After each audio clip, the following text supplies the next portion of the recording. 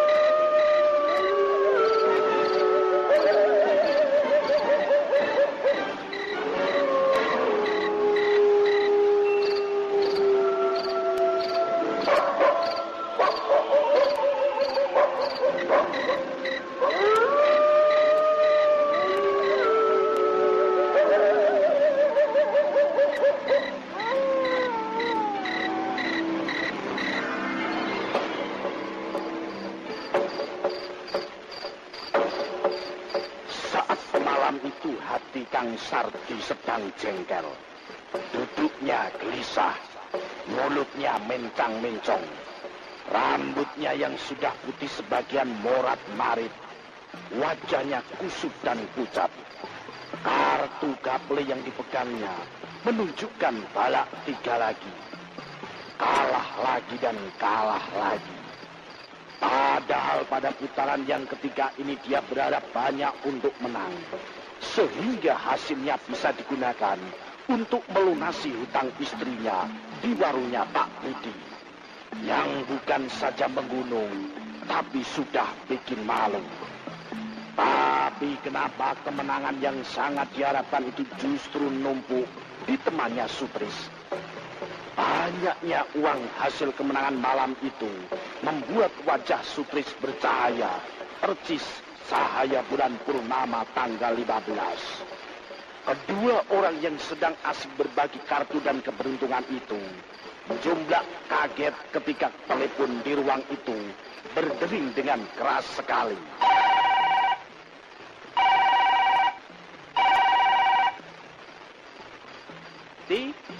Ada gelandangan mati ketabrak mobil di Jalan Ahmad Yani. Cepat kalian berdua segera meluncur ke sana. Ingat, tidak pakai lama. Begitu perintah Dokter Wandi, dokter jaga di klinik malam itu. Bukannya beranjak, kedua orang itu tetap asik tenggelam, menikmati kartunya masing-masing. Wah, males. Paling-paling hanya disuruh kerja bakti. Batin Kang Kardi sambil mencap-mencap, sambil memainkan rokok yang tinggal separuh. Yang, gimana sih? Diperintah Dokter Wandi kok masih didodok, nggak mau berangkat iki lho. Nanti nek dipecat baru tahu rasa. Sutris berkata sambil memasukkan uang hasil kemenangannya di saku. Terus, gue itu kan tahu kalau tugasku itu luar biasa banyak. Jadi tidak ada waktu untuk membawa kere yang mati ketabrak motor. Sutris yang mendengar omongan Kang Sardi yang enggak tadi cuma bisa diam. Dia tahu persis kalau sudah kalah seperti malam itu, Kang Sardi jadi pribadi yang aneh dan menyebalkan. Keduanya lalu kembali tenggelam dalam permainan kartu yang sepertinya sudah tidak lagi menarik. Tak terasa jam dinding yang ada di sudut ruangan itu sudah menunjukkan jam 2 malam.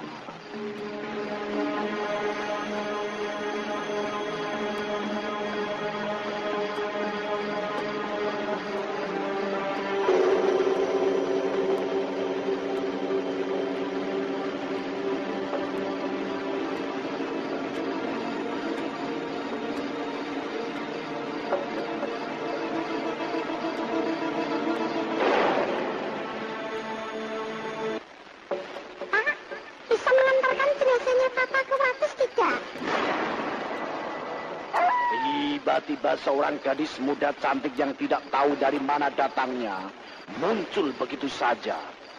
Wangi parfumnya memecah konsentrasi 2 orang yang tengah tenggelam dalam permainan kartu itu. Kedatangan gadis cantik itu telah mengagetkan mereka berdua.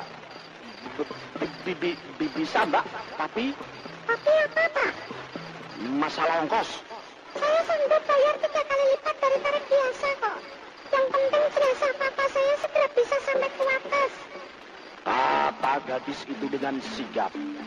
Kang Sardi merasa bagai dapat durian runtuh. Pucuk dicinta, uang datang menggoda. Pikirnya dengan mata yang berkilat-kilat licik. Senyumnya berkembang.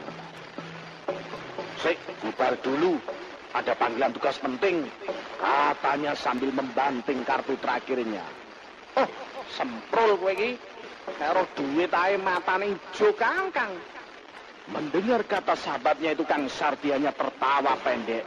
Menurutnya kata-kata Sutris itu biasa saja dan dianggap sebagai bagian dari saling gojlok-menggojlok di antara sesama supir ambulan di klinik itu.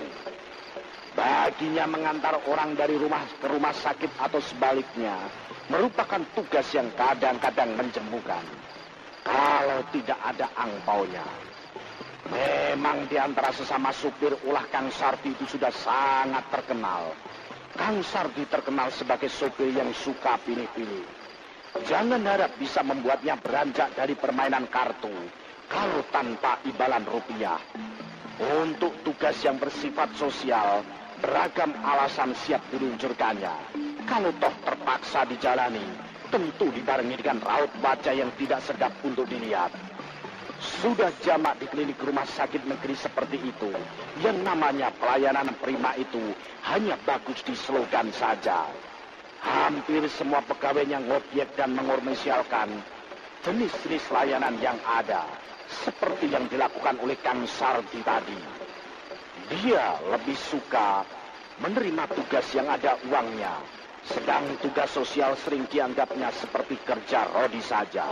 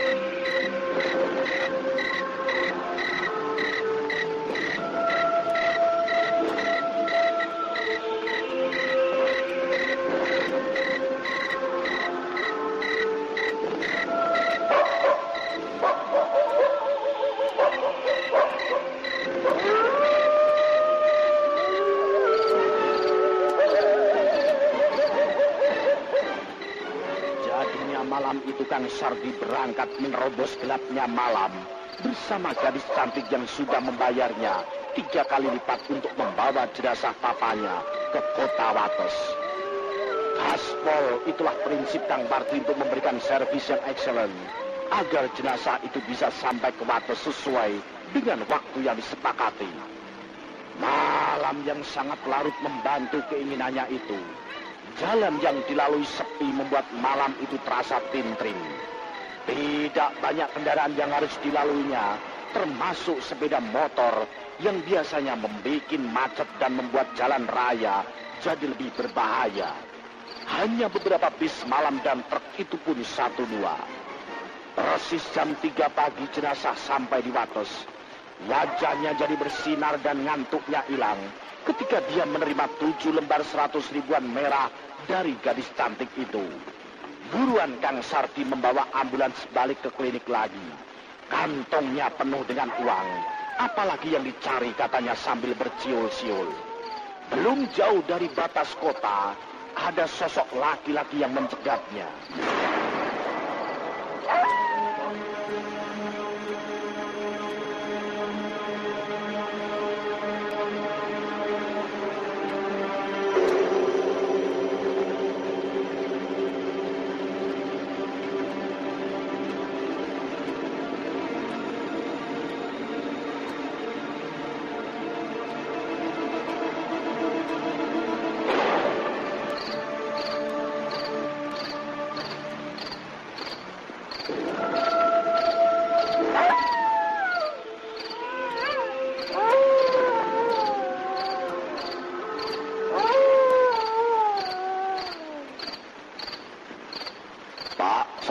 numpang di depan ya.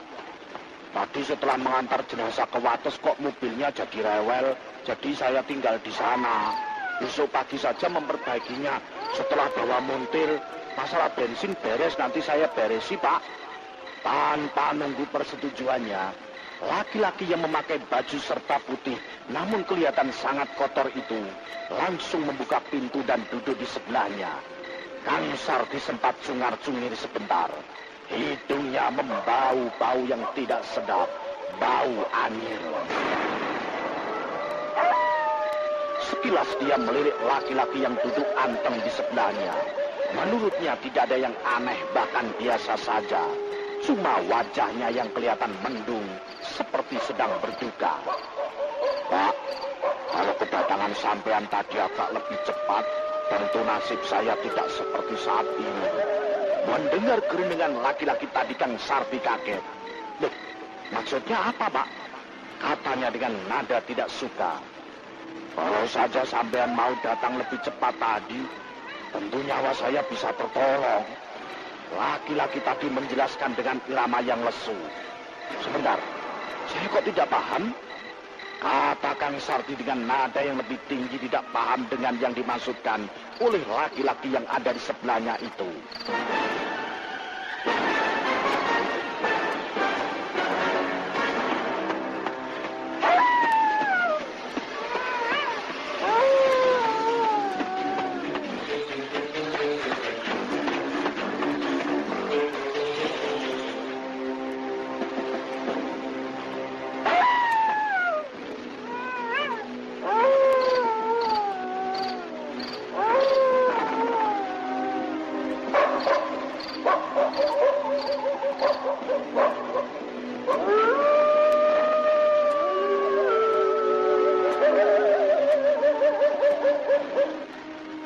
Saya ini pemulung sampah, Pak.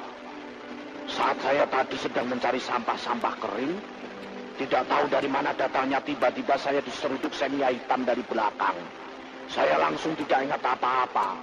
Tapi kalau saat itu Bapak segera membawa ambulan ke tempat kejadian dan segera membawa tubuh saya ke rumah sakit, mungkin nyawa saya masih bisa ketolong, Pak. Loh, kalau begitu sampean ya gelandangan yang tadi diperintahkan oleh Dr. Randy untuk saya bawa dari Jalan Ahmad Yani. Ya, bener, Pak. Kang Sardi cepat-cepat menoleh mendengar jawaban laki-laki tadi. Bersamaan dengan waktu dia menoleh, laki-laki yang di sebelahnya tadi sudah tidak berwujud manusia yang utuh lagi. Wajahnya berdarah-darah dan hancur. Badannya lalu doyong menjatuhi Kang Sardi. Badannya penuh darah sekar yang membasahi sekujur pakaiannya. Melihat perubahan bentuk itu, Kang Sardi langsung merasa gelap dan pingsan. Mobil ambulan yang sedang dikemudikannya langsung oleng ke kiri dan menyantap truk trailer yang sedang parkir di bahu jalan. Akibatnya benturan keras terjadi. Ambulan Kang Sardi hancur berkeping-keping. Begitu pula dengan tubuh Kang Sardi. Hancur tergencet bodi dan juga kena benturan dahsyat dengan bak truk trailer yang terbuat dari besi itu. Sementara laki-laki yang berdarah-darah yang ada di sampingnya hilang musnah, tidak tahu kemana perginya.